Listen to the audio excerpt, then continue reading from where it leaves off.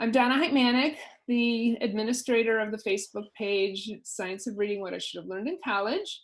And I also hosted a Equipped for Reading Success book study this summer, as some of you were involved in, and it was a huge success.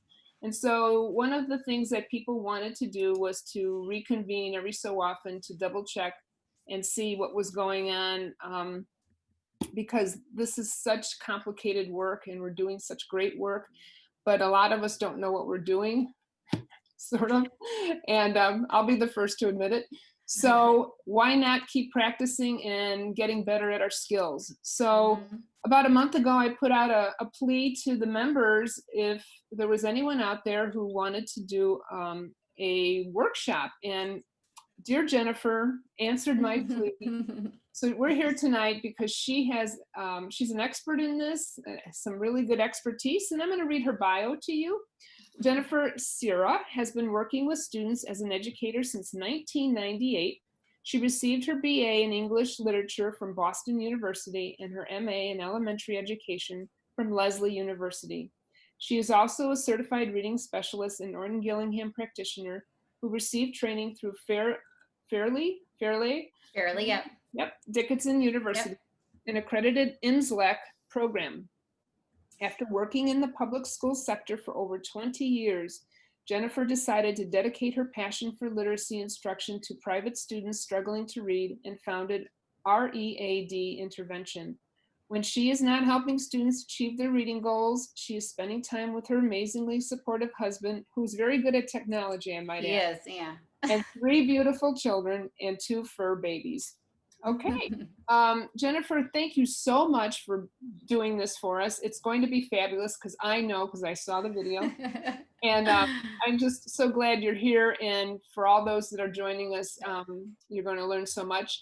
We are also going to put her PDF of the presentation on tonight after the big event. So, and to no further ado, it's Jennifer. Thank you. Hi guys, I'm so happy to be here. And I want to thank Donna, first of all, for having me.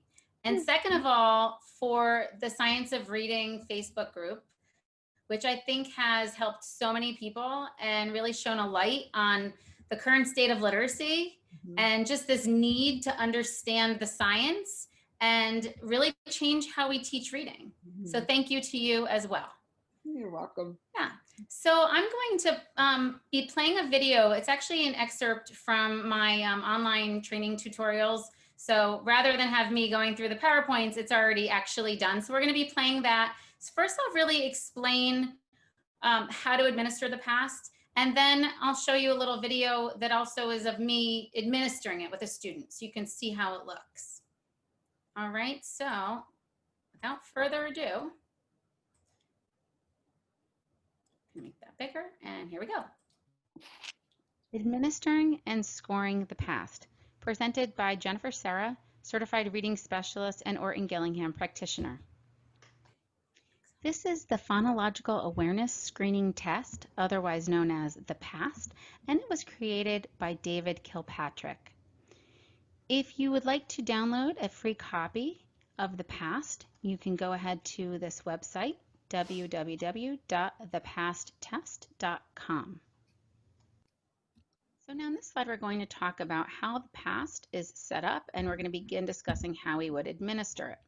So it's set up into 4 levels of phonological awareness in order of difficulty. We have the syllable, the onset rhyme, the basic phoneme, and then the advanced phoneme. And just a quick note that the PAST does not assess word awareness, rhyme awareness, or identifying initial, medial, or final sounds in words. If that's something you're looking for, if maybe you're a pre-K kindergarten teacher, an assessment such as the Hegarty assessment is one you might want to consider. So a student has 3 possible potential scores for each task. So the first is a little bit counterintuitive because we usually think about X meaning wrong, but in this case, X is the best score a student can receive. X would indicate correct and automatic, meaning answered within 2 seconds or less. And when you first administer this assessment, you might want to tap your foot under the table to get a sense of what that 2 seconds or less feels like. It would be a 1 if a student answered correctly, but not automatically, meaning more than a 2-second response. And then you would indicate a 0 if the student had an incorrect response. When administering the items, just remember we're using the letter sounds and not the letter names. Now the only exception here would be when we get to section J, we do have to have the long vowel sounds, and so you would actually say the letter name because it's the long vowel sound. And again, that's just section J. We also want to be sure to pronounce sounds correctly and really clip our sounds and really enunciate. Sometimes we'll stick that schwa sound at the end. So for instance, if we're pronouncing, it might be pronounced as a huh. Sometimes people add that at the end, almost like a short U. So we just want to make sure we're really clipping our sounds, we're really enunciating, and we're pronouncing letters like H, like a h. So that's just something to be aware of. One unique aspect of the past assessment is that feedback should be given to the student for each incorrect item, but it's important that you don't instruct the student or teach them in any way. You're simply going to provide them with the corrective feedback. Items may be repeated, but then they cannot be scored as automatic. For levels D1 through E3, if the first item is automatic, then you can actually skip to the next level. So for instance, if D1 is automatic, then you can skip to D2. But for our kindergartners and our at-risk first graders, we want to give them all of the items on levels D and E. If the first 3 items on levels F and G are automatic, then you can skip the final 2 and score them as automatic. For our older students in grades 3 and above, then you only need to actually administer the first 2. If they're correct and automatic, then you can actually skip the rest. For levels H through M, you're going to give all of the items regardless of age. And you're going to discontinue testing if the combined correct score on 2 consecutive levels is a 0, a 1, or a 2 out of 10. So for instance, let's say a student scored a 1 on level H and scored a 0 on level I. Well, that 1 plus that 0 would give you a score of 1, and then you would just discontinue the testing and not administer any of the upper levels. A level is considered passed if at least 4 out of 5 items are correct, and a level is considered automatic if at least 4 out of 5 items are automatic. And that would be 2 out of 3 on the syllable level. So this is the top of the initial page. We're just going to fill out the information about the student. And then this breaks down the results, the basic, the onset rhyme, the basic phoneme, and the advanced phoneme level. And then it gives you a place to record how many did they get correct, how many did they get automatic. So at a glance, you can sort of see how they did. And then over here, you can fill out what was the highest level that they were correct, meaning they knew how to do it, but it might not have been automatic. And then any level that was below the highest level that they did not pass. That does happen sometimes. Like a student might do better at a higher level and have an issue at a lower level, and then you know you need to go back and do some work at that level. And then you would record here the highest automatic level. On to the actual assessment. So here's the syllable level. Now he provides some notes here about what is typically, this is the typically developing student. So these preschool to mid-kindergarten is where you expect to be able to see students be successful with this. And then when you get to E3 down here, that would be mid-kindergarten to early first. So I just did an example of what this might look like. So he makes it very explicit. It makes bold in quotation marks exactly what you need to say. And I recommend just literally reading it exactly as he asks you to do it. And then he tells you what to say if the child gets it wrong. So for instance, say birthday. Now say birthday, but don't say birth. The student gets it correct, it's automatic. You mark it with an X. If the student did not get it correct, then he tells you to give the feedback. If you say birthday without birth, you get day. Okay, let's try another one. And then you would move on to airport and cowboy and make sure you do them all. Now, if this student was correct in automatic, then he can just skip to the next one. And then you're doing the same thing, but instead of doing compound words, now we're just breaking it down into 2 different syllables. Okay, and then you're going to record over here how many were correct, how many were automatic. Now you'll notice because the student got both correct, that first one, you just assume that the rest are going to be correct for these early levels. It just saves some time. Now the first time you do it, if you don't want to do it this way and you would like to administer the whole assessment to a student, you certainly could do that. It's not really going to affect the outcome most likely. It just is a time saver for you to skip some of these earlier ones, if they're able to do it quickly and automatically with the very first example. Then we move on to more complex syllable level activities. Again, he tells you exactly what to say. Say November, now say November, but don't say no. And what do you have left? So he'll show you in the parentheses, this is what you're going to be deleting. And the student says Vember. You record over here. Now for this one, I did an example of the student got it wrong. So you give the corrective feedback, and then the student would do the next two, and you would record. And then you would record the total. Add all of these up to get your total. So you can see, did that child pass at the syllable level, or did they not pass? And these would be passing scores here. Okay, so now we're moving on to the onset rhyme level, and just want to remind you up here a little note. If the first three items on levels F and G are automatic, you can skip the final two and score them as automatic. So here we have level F. Say feet. Now say feet, but don't say f. And then the student tells you eat. So even though it was correct and it was automatic, on these levels, we still need to do the first three. Now, if they get the first three correct and automatic, then you can skip the last two. However, if any of those first three were either incorrect or were correct but not automatic, then you do need to give all of them. And then again, you score over here, you record the score of how the student did. Then we go to level G, say guide. Now say guide, but instead of g, say r. And if the student is correct and automatic, you move on to the next one. If they had gotten all three correct and automatic, we could have skipped the last two, but I wanted to show you what would happen if that student maybe didn't get all three. So I had that student was correct but not automatic, in which case we would then want to go ahead and do all of those here. And then we would record it, and then we would tally. So the student would pass this level, so we would go ahead and we would move on to the next level. Now we're moving on to the basic phoneme level. And at this level, we're going to be giving all items H through M. So we start with level H, which is a deletion activity. Say sleep, now say sleep, but don't say s, and we get leap. So this would be correct, but not automatic. This is automatic. Now we have substitution, H2. Say grew, now say grew, but instead of g, say t, and we get true.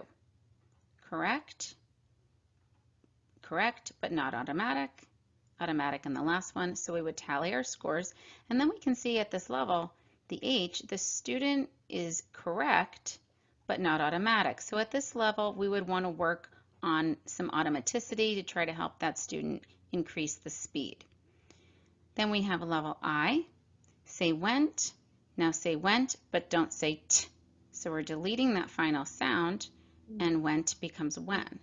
So again, I've showed we've got one that's correct, one automatic. Here we have another correct but not automatic, and then we tally them up, and we see again, this is an area where the student could do the skill, but it wasn't automatic, so we need to work on that automaticity, and then we would just tally up the total here. Now this is the advanced phoneme level, levels J, K, L, and M. And at the advanced phoneme level, typically developing students may develop at this level. This is late first to late second grade for levels J, K, and L. And then level M could be late second all the way to late third. So for level J, we have a substitution activity where we're substituting the middle sound. So I want to point out that 1 would be the short vowels and 2 would be the long vowel sound. So this is an example. Say sit, now say sit, but instead of say ah. So sit would be sat, and the student did not get it correct, so we would provide the feedback. If you say sit and change it to you get sat, sit, sat. And then we have some other examples, and you can see the student did not get those right. By the end, the student was able to do 1, but not automatically. So we had 1 was correct and 0 were automatic. And then we move on to level K, which is deletion. Say glide, now say glide, but don't say ul. And again, we get a 0, so we would give that corrective feedback. If you say glide without ul, you get guide, glide, guide. And then we only have 2 at this initial level with K1 where we're deleting. And then we hop to K2 substitution, and then we have 3 substitution. Say flute, now say flute, but instead of ul, say The student did not get it correct. So if you say flute and change ul to you get fruit, flute, fruit. And then you could see the student did not get any of those correct, and that would be 0 out of 0, at which point we would discontinue. So I have, again, the discontinue rule is here. Discontinue testing if the combined correct score on 2 consecutive levels is 0, 1, or 2 out of 10. So if we combine J and K, we get a total of 10. So we have 5 and 5. And so this student only had 1 correct and 0 automatic, so we would then discontinue at this point. Now, if the student had gotten them correct or had gotten enough of them correct, we would have moved on to level L, which is substitution. So here we're substituting the final sound, mouth, change to, and we get mouse, mouth to mouse. So that would be an example. And then when we move on to level M, we are deleting at M1, where we're deleting the second to last sound. So in that blend, say send, now say send, but don't say and we get said, so send to said. And then M2, we're doing substitution, say drift, now say drift, but instead of say p, and so drift becomes dripped. So that's what we would expect students, if they were able to make it through all of those levels. The advanced phoneme level goes all the way through J through M. Okay, scoring the past. So as we said in the earlier slide, a level is considered passed if at least 4 out of 5 items are correct. A level is considered automatic if at least 4 out of 5 items are answered automatically. So if a student gets 3 out of 5 or fewer, then it's not considered passed. And so you're going to have a correct score and an automatic score, just like we looked at on the previous slide. And we also had already gone over how to score 0 for incorrect, 1 for correct but not automatic, and then an X of correct and automatic. And then on that beginning page, you're going to record all of the results to see what was the highest level that was correct, and then what was the highest level that was automatic. And then were there any below that level that were not automatic? And that does happen sometimes. And that will help you figure out where you need to really target your instruction. Considerations for assessment. So who should we use the past assessment with? Well, all students in grades pre-K to 3rd grade need to be assessed in their phonological awareness. Now, our pre-K students and maybe some of our kindergarten students who do need to be assessed in some of those beginning skills like word awareness, rhyme awareness, identifying initial, medial, or final sounds, we could use an assessment like the Heggerty assessment for those earlier skills. But certainly using the past with kids up through the beginning or even middle or end of 3rd grade, if the students are having trouble, would certainly be wise, because some students are still developing phonemic awareness in 3rd grade. So that's just a way to make sure they're on track. And then of course, any of our at-risk students who are struggling should be assessed, and the past is a great tool to help us identify what skills they're missing. How often should we administer the past? In a general education classroom, 2 to 3 times yearly would work for most teachers. In the beginning of the year, you're really using it as a formative assessment to target the instruction, and you need to discover right away what are the skills the students are missing so you can begin that instruction right away. You're also informally observing kids all the time. And so we use that daily observation to refine our teaching practices all of the time. So that's just something else to keep in mind.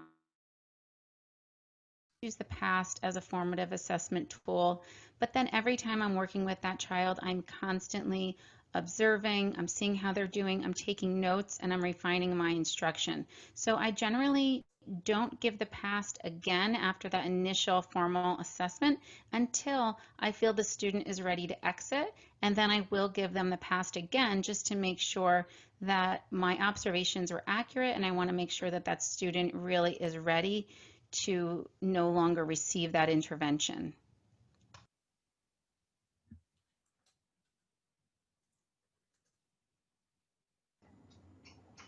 Okay, Ella, we're going to play some word games, and they're going to start off easy, and then they'll get a little bit harder as we go along.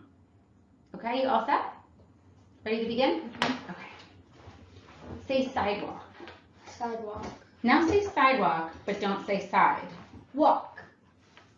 Say dolphin. Dolphin. Now say dolphin, but don't say doll. Fin.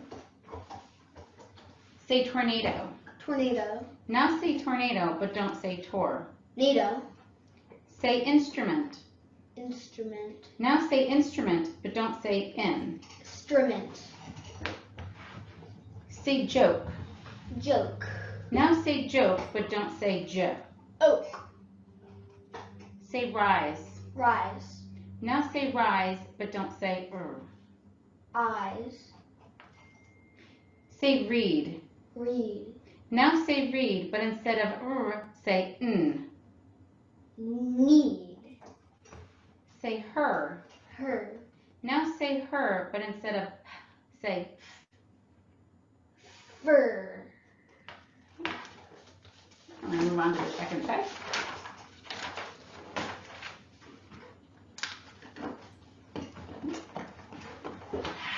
Say tried. Tried. Now say tried, but don't say t. Ride. Say slam. Slam. Now say slam, but don't say s. Lamb. Say froze. Grows. Now say froze, but instead of say g. Grows.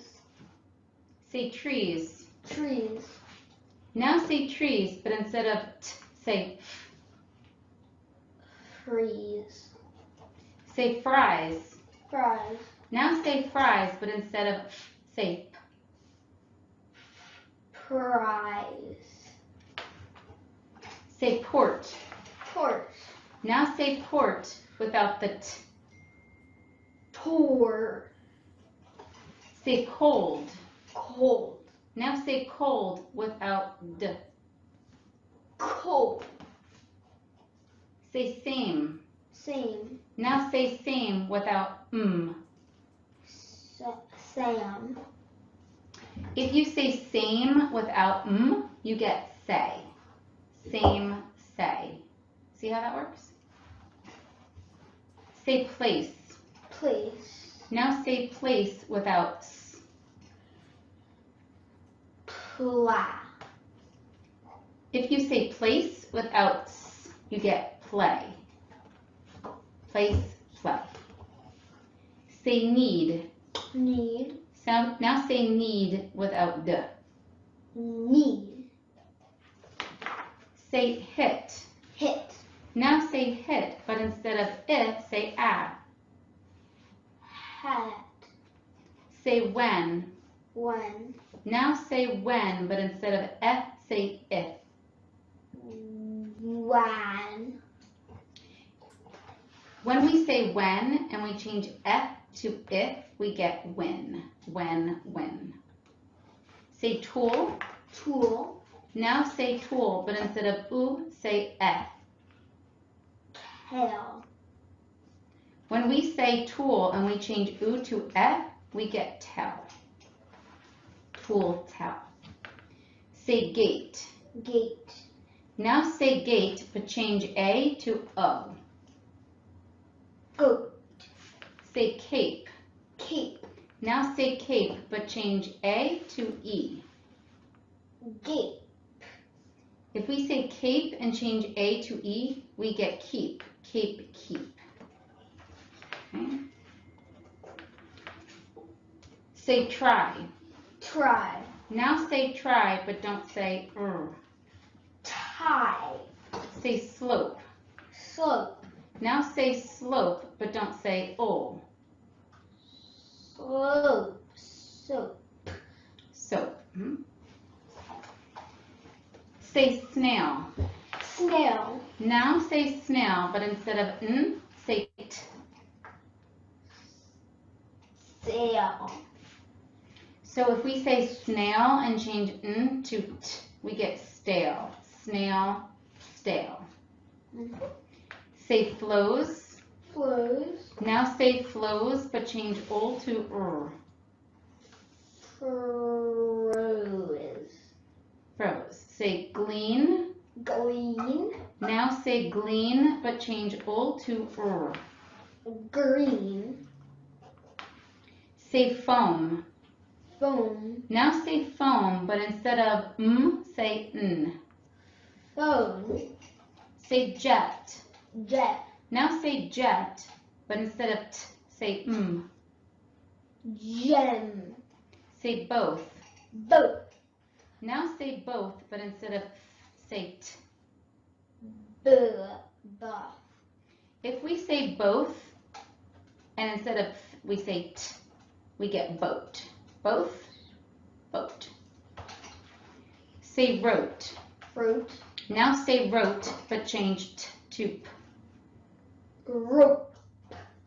Say teeth. Teeth. Now say teeth, but instead of say ch. Teach. Teach. Say wisp. Wisp. Now say wisp, but don't say s. Whip. Say dent. Dent. Now say dent, but don't say n.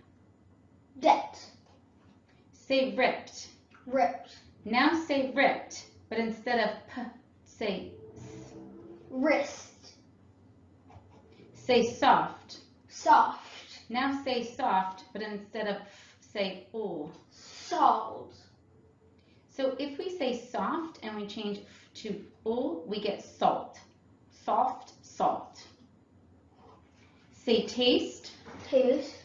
Now say taste, but instead of s, say n. Taint.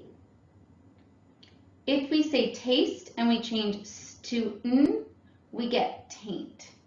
Taste, taint. Okay, Ella, we're all done. Great job. The previous segment on administering and scoring the past was an excerpt from Read Intervention's online video tutorials on structured literacy. Our goal is to make professional development both convenient and affordable. The following online resources can be found at learn.readintervention.com. These include Module 1, Phonological Awareness, which includes over 2 hours on phonological awareness assessment, instruction, and implementation.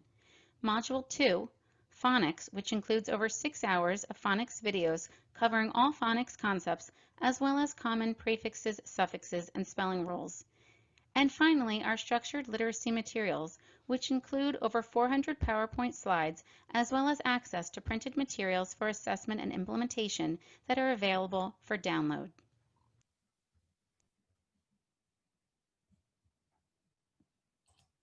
Okay. Okay. Can everyone hear me? Yep. All right. So what we'd like to do is go over the questions now, and then have maybe a discussion or questions. You could put your questions in the chat box. So let's see. First one, what is your opinion of noting the student response when the response is a 0? So I actually have, sometimes I will note the response and other times not, just because you want to kind of keep it going quickly. I think David Kilpatrick talks about this when he goes over, you know, just sort of like the testing situation, and you really want to keep it going quickly, especially since a lot of kids do lose their focus. So if you're noting every mistake, that can become a little bit time consuming Oh, we got another admit there. Mhm. So I think it's really up to you how you want to do it, but you definitely want to keep the pace moving. That's my advice. Okay, good.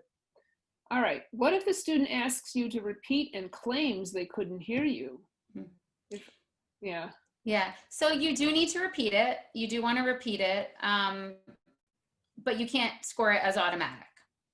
So even if, even if they maybe did hear you, but they're stalling, use it as like a stalling tactic, it can't be marked automatic. So they can't kind of fake their way through passing a level, because unless you've passed it at the automatic level, it's something you're still going to go back and revisit. Mm-hmm. Okay.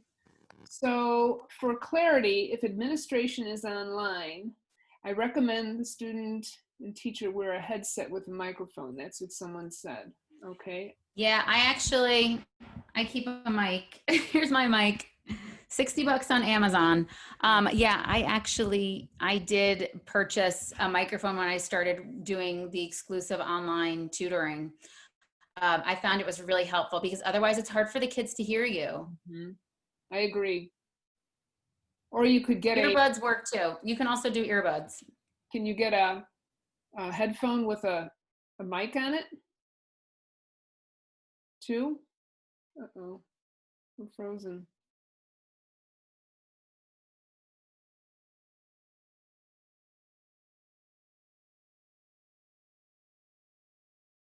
Can anyone hear me?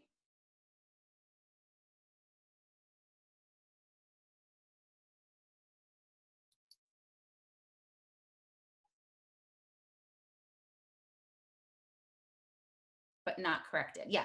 So for some of them, what she did is she said them and she sounded them out, but she did it slowly. So that was not automatic. Those were scored as correct, but not automatic. So sometimes kids will kind of slowly say it, and then they do say it, they do say the correct sounds. So if they do say the correct word, even if it's very slowly, I will give them credit. As long as it's within the 5 seconds, I'll give them credit for it, but it's not automatic. I hope that answers that question. And then let's see. Time. Yeah, someone was saying it'd be helpful to score in real time. Donna was just saying that might be another one to do down the road, of just seeing how it works in real time.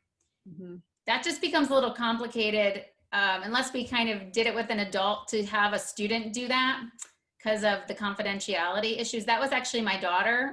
So if it was a real student, I wouldn't have done it and shown her face, but she's mine, so I can do that. Welcome back, Donna. Okay. I kept going. I'm so glad the whole thing didn't go. What I was thinking for next month is having everyone score your daughter, and everyone, inter-rater reliability is what it's called. Are we all hearing and seeing the same thing? Yeah. I think that might be kind of a cool thing to do. Yeah, that's a great idea. And I think too, I mean, as much as this is a very systematic and systematic assessment, and we really all want to be doing it the same way, it's not an exact science, in a way. So there are other variables. Like for instance, one of the things I wanted to mention, he says to give feedback on every single incorrect response. And I think you need to gauge the student a little bit, because for some kids, let's say a student, it just happened to me today, actually, when I was assessing a student.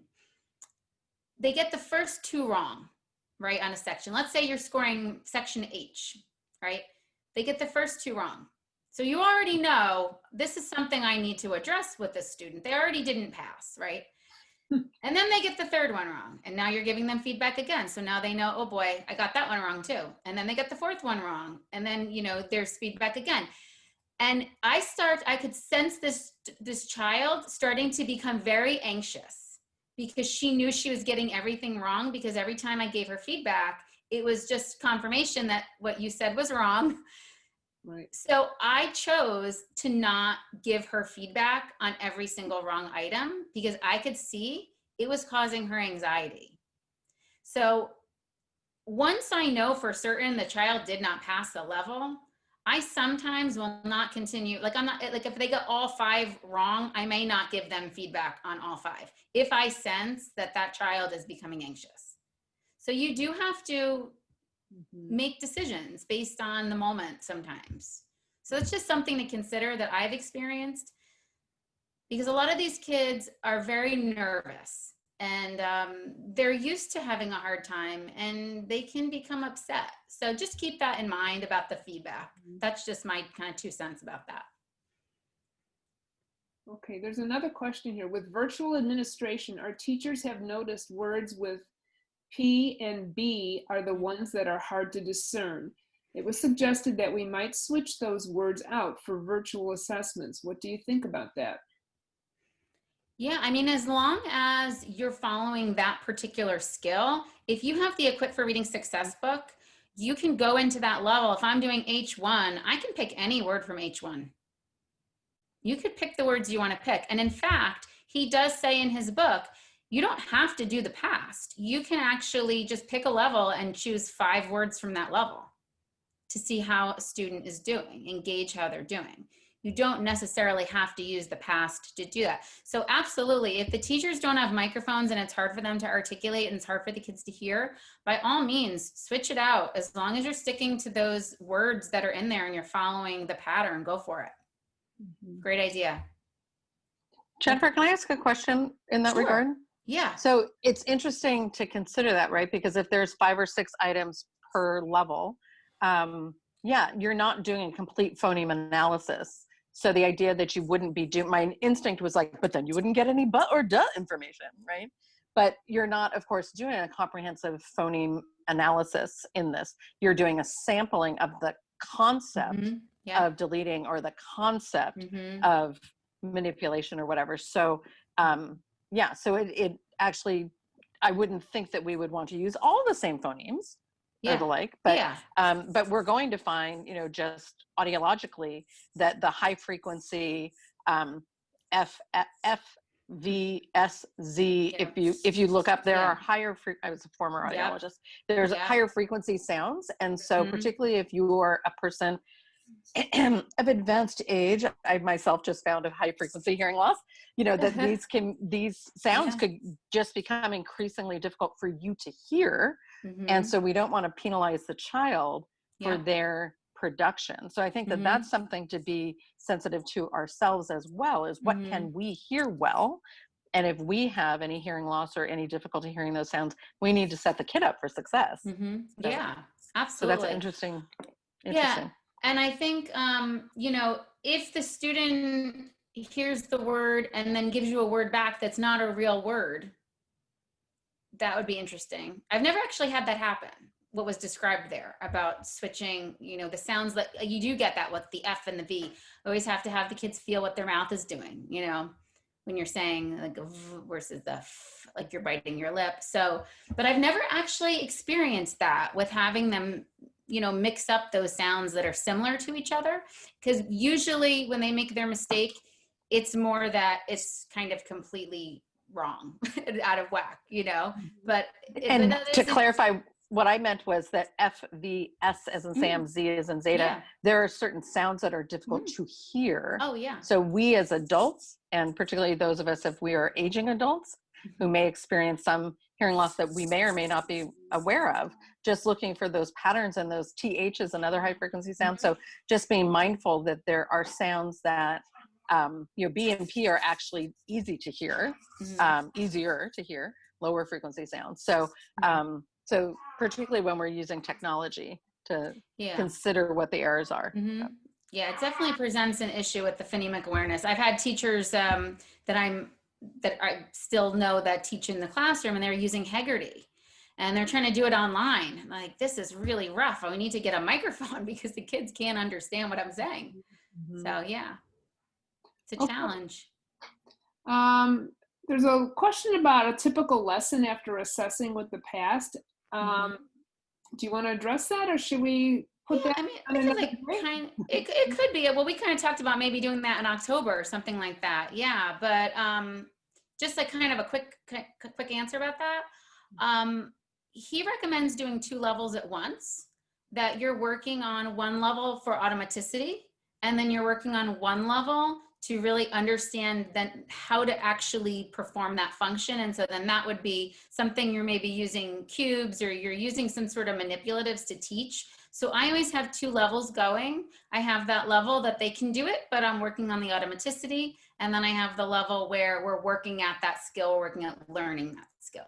That's, in general, that's what I follow. And that seems to work well with the students I have, and I've just seen tremendous growth with them. I found that, and I've always done phonemic awareness and phonological awareness with students as an OG teacher, but when I found Equip for Reading Success, I felt like it was life altering because it was just so systematic and so targeted. That's what I love about it. And let's face it, planning an OG lesson or any kind of structured literacy lesson, it's very time consuming.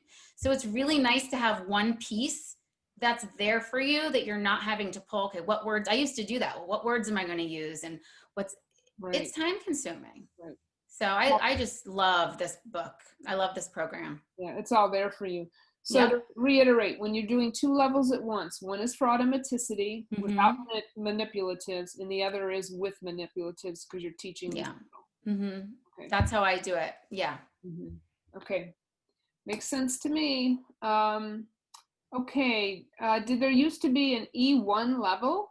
Wondering why it is the only level that has no 1, but E2 and E3. Good question. Yeah, I don't know. That's a David Kilpatrick question. That is a really good question. I've often wondered where he got those levels from. It's like, it's kind of weird. I never asked. I did have a chance to talk to him once for about an hour and a half on the phone about consulting about a student, but I never asked him that. I should have asked. Next time I'll ask if I talk to him again. And where would one find a shorter version? You know, I can't remember where I have that. And I'm going to look. I can't remember if, so the first time I was exposed to this, it was actually, I have to do 30 hours every year of continued professional development to keep my certification. And I did go to a workshop several years ago, and there was a presenter, and she was presenting about the past. And that was the first time I was exposed to it. And I might have gotten it from her. So if I did, I will find it and see if I can post it on the Science of Reading site. Or it might be, and I'm looking right now to see, it might be, oh, here it is, the screening test. Is that it? Form A. No, maybe that's not it. I thought it might have been in the actual Equip for Reading Success book. But I am going to search for that because I'm pretty sure I have it digitally, and I'm thinking it was from that, but I don't recall. Do you think? But I'll look. From Kilpatrick? It wasn't from him. You mean, did I get, no, it definitely wasn't from him. I think it was from a workshop I went to, but I'll look for it, see if I can find it. I always use the regular one. I do have it. I'll have it. Yeah, we did, I facilitated his Essentials book study this summer, and that on page 400 in that, he gives you a code to get into his site, and he has all forms of the past and Cool. some chapters. So I will put it in, I'll put it in our EFRS Facebook group, the book study one. Great. I'll do that. Yeah, because he does have different versions, like the version that I showed you guys, I think that might have been my digital version. And there are some things on that version that are not in other versions. So, for instance, like saying the typical grade level is not on all of the versions of the past. So, and I don't know what the reason for that is, but yeah, they are slightly different. But they do all assess the same levels, so that's consistent. Okay, Eileen says on page 135 that E1 is optional. See his explanation. Okay, here's another question. Middle school students often have scattered scores across levels. How would I determine an approximate grade level for phonemic awareness skills? Also, what is recommended for designing instruction to address the spotty skills? So I don't think, if you have a student in middle school and it's all over the place, I don't know that you could necessarily come up with a specific grade level equivalent. That's just my kind of gut thinking about that. I mean, I've never personally had to really come up with a grade level equivalent, because for me, it's all about just, this is the skill and now I'm going to teach to it. But I can see how in a public school, they like to have an easy number to work with. for data purposes, like what's the grade level? I don't think it's that simple though with this. I don't know if you could necessarily do that. Like, let's say they missed something at the syllable level, but they could do the onset rhyme level. Some of the basic is they can't do, some they can, some of the advanced they can do. That does happen. I have an 8th grader that I work with, and he is very spotty. He's spotty day to day, honestly. So that's just my take on it. I don't know if you really can give a specific, you know, grade level equivalency. But then you're asking what is recommended? How would you just design the instruction? Start with the most basic. Now, certain things you could do at the same time, like E3. A lot of times kids have trouble with E3. You might be working on E3, but then working on some higher level skills too. I usually tend to start with the first skill they missed. So I start at the syllable level. Did they miss anything? Is there anything I have to work on at the syllable level? If not, then I go to the onset rhyme level. Is there anything I need to work on at that level? And that's how I plan and make it sequential. And I start with the skills kind of as in the order of difficulty. So that's how I would design my instruction. You can't cover it all at once. So you've got to start with the most basic and work your way up. Okay. All right. Can you see the questions? Yeah, I'm not sure which one we were just on though. So, We're on the last. let's see. Okay. One is. Yes. Yes, I have used this with middle schoolers, like 13-year-old. Most of my students are younger students. So I have a lot of first, second, but I have quite a few 4th, 5th, even 6th graders though. So yeah, you can use this with anyone, because a lot of adults who struggle, they don't have solid phonemic awareness. So you could use this with anyone, even an adult, for sure. Let's see what else. To get more practice.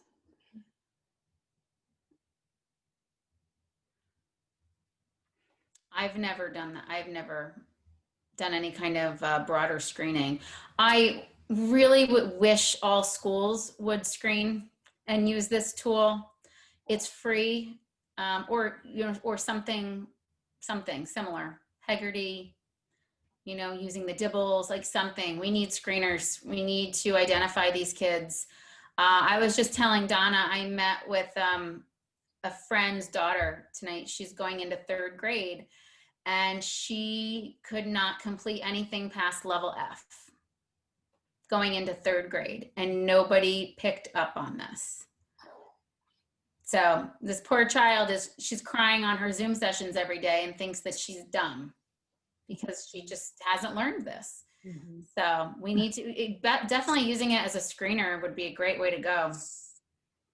One of the things, Jennifer, that I was just kind of brainstorming, thinking about, and I'm not trying to drum up business, it's truly from my experience to get, when I saw your setup with the cutoff criterions and stuff, I'm like, oh, that's a good idea. I need to modify basically make an administration kit so that I have that there, so that I can administer the Woodcock-Johnson or other things like falling off a log, but I'm not quite there yet. Yeah. So as kind of a public service or whatever, and I literally am imagining a coffee shop in town that has a great little public coffee shop that has a great little covered area, and I'm like, just come down to the hangar from 2 to 4. But then there's always the onus of then what? If you identify something, it's like doing a community hearing screening. Yeah. If you identify something, then you then have some kind of format, like this is what this indicates. It's a potential risk factor for difficulty learning to read, and it's something you should talk about with your teacher. Now, the hard thing, of course, is that the teacher doesn't necessarily know what to do with that, but that's not my problem. Yeah. And it also, at least if we can elevate the issue that isn't being elevated.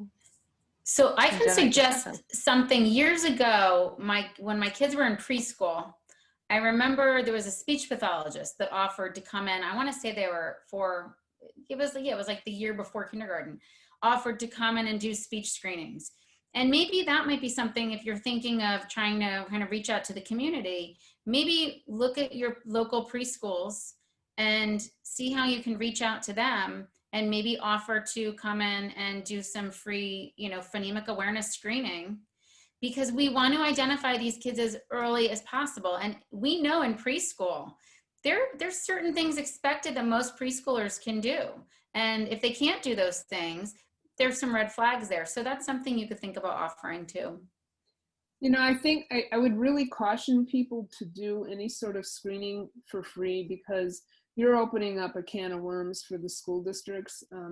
Those teachers don't really know what to do with that information once they get it. Mm-hmm. You know, we wouldn't be in this mess if they did. That's true. That's true. Yeah, definitely. I wouldn't do that for public schools for sure. This was a private preschool and something, you know, that they wanted to do. But yeah, I mean, you would maybe even like offering to just do some free training for the teachers. You know, what are some red flags you might want to look for in your students? You know, can they rhyme? Can they, you know, did they get their words mixed up? Mm-hmm. Just to bring awareness to the whole situation, because we're catching kids too late, and that's a big problem. We need to catch them early. All right, one more, and then I have a question for everyone here. Do you feel Heggerty assessments should be used with certain grades or students? Not sure Heggerty digs deep enough, or different information. Seems like a lot to give both. Suggestions, advice. Yeah, that I agree with that. I would say for second grade and up, the past, I prefer the past. I think for kindergarten, first grade, beginning first grade, sure. The Heggerty, I think, does the trick for that, but not for the older kids. Not even second grade. I would definitely choose the past to do. Now, the past does not do some of those really basic skills though. So preschool, kindergarten, early first, you might want to do the Heggerty, because this one is really assess the word awareness. There are still kids that have issues with some of those lower level skills that the past doesn't really assess. Like the initial, can you identify the initial sound? Can you identify the medial sound? So yeah, I would tend to agree with you. When I'm assessing a kindergartner or first grader, I do use Heggerty, but I also will use the past. If it's a first grader, I actually like to do both, but I don't give all of the Heggerty. I give the pieces that the past doesn't cover, if that makes sense. Mm-hmm. So I don't do, if it's the same skill, I wouldn't do it on both, because there is some overlap between the Heggerty and the past. Mm-hmm. So I do the entire past. So let's take first grade, for example. I do the entire past, and then I do pieces of the Heggerty to kind of fill in the blanks to make sure that those lower level skills are solid. I hope that makes sense. Okay.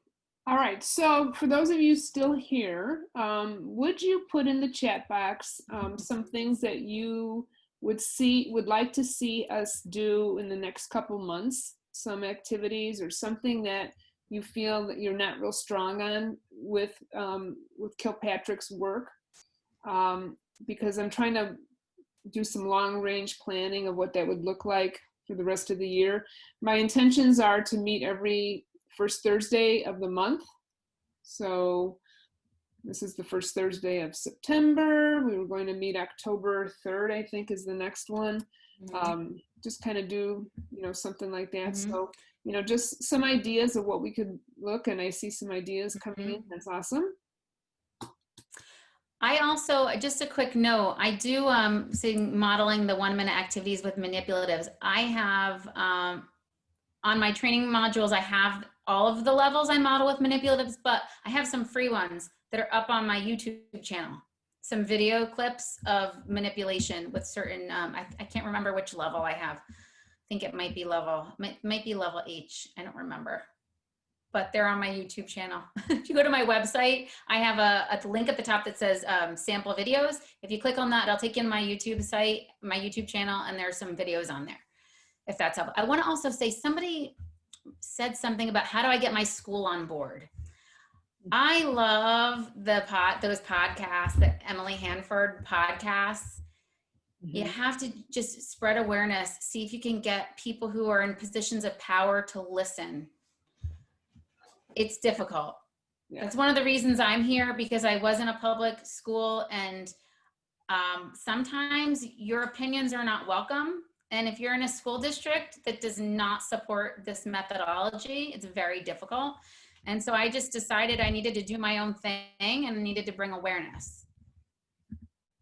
So keep it up. Keep having the conversations. Keep sending the podcast. Keep going, knocking on your principal's door and sharing information. We have to just keep talking about it. Hopefully at some point they'll listen. Was there anything else we missed, Donna? I don't think so. Do I have time for one question? Sure. So- Hi. Hi, how are you? While I'm listening to you, I've been reading the book, I think my second or third time this past week.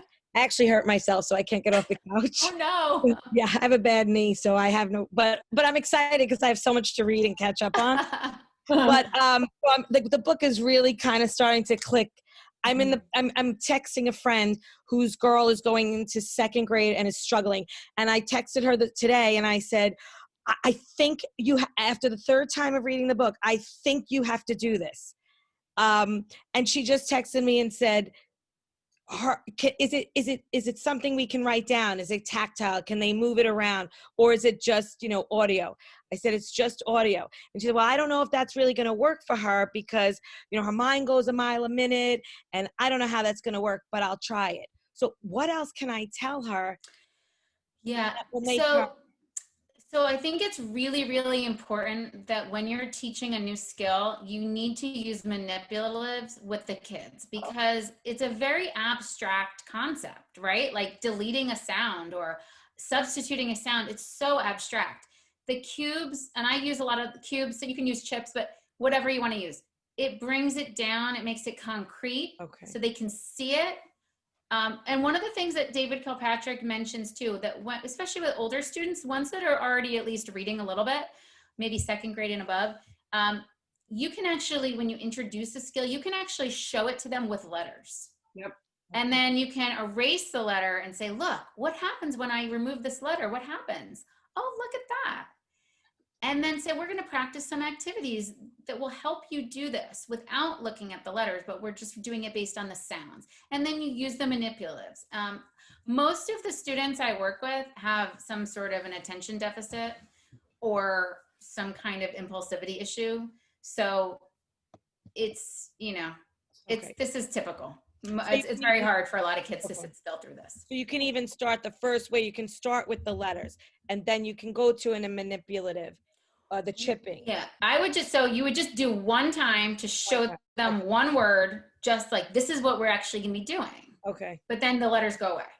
Okay. It's just like a one time, one word, just demonstrate it, but then you put that away. Now we're gonna use these cubes to represent the sounds in the word. Mm-hmm. So for a lot of kids, I find that many of my students, they're able to do, now I'm talking like my first, second graders, they're able to do the syllable level.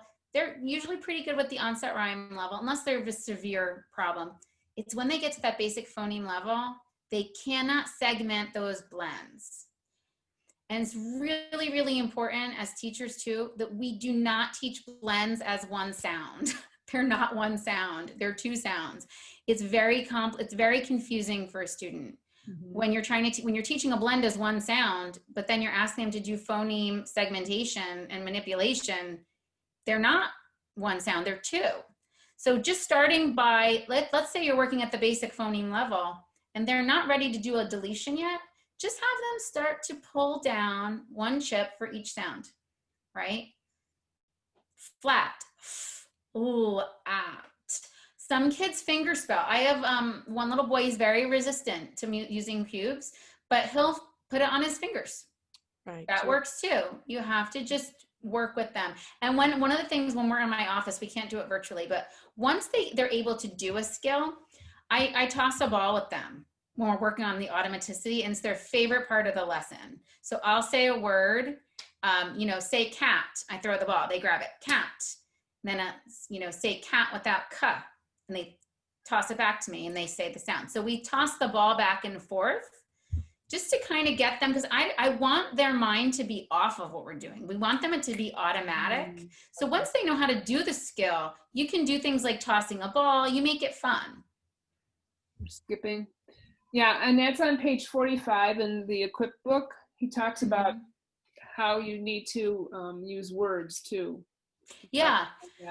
Yeah, and you can use, now keep in mind, when you introduce letters, it's no longer phonemic awareness, it becomes phonics. But that's okay if, let's say I've taught a skill for phonemic awareness, and they're doing pretty well with that, and I want to then maybe bring in the phonics piece. I could give them magnetic letters, and I could say to them, show me sit. Okay, let's change sit to pit. Okay, now we have pit. Change pit to pin. You can have them do that kind of manipulation. I know Louisa Moats talks about that in her book, Speech to Print. It was one of my OG books. It was like one of our Bibles that we reread. So you can do that. You just need to be aware that that's a phonics activity. It's not actually a phonemic awareness activity because you put the letters in there. Still good activity though. Thank you. Very good. We are out of time. So I got some great ideas for next month and maybe for down the road. Thanks for showing up, everyone. And a big thanks to Jennifer for her skills. We appreciate it. Okay. Thank you. It was my pleasure. And guys, please reach out if anybody needs anything. I'm here to help. Check out her website too. She's got some really good things on there, so you might get something out of that. Appreciate that. Okay, folks. Thanks, guys. See you later. Bye.